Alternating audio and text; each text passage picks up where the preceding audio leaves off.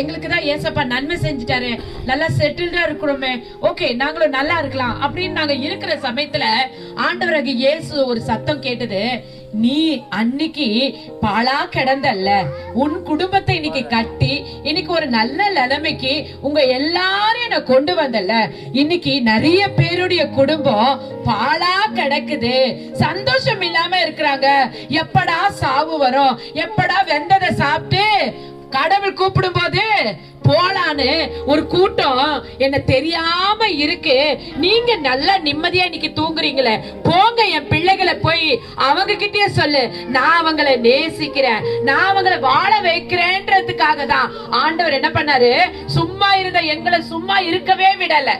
ஆமென். ஹல்லேலூயா, ஹல்லேலூயா, ஹல்லேலூயா, ஹல்லேலூயா.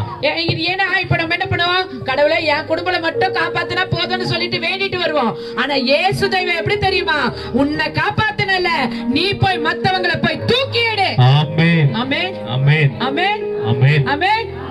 உங்களையும் வாழ வைப்பாரு, உங்களை கொண்டு பிறரையும் வாழ வைக்கிறவர் தான் ஆண்டவராகிய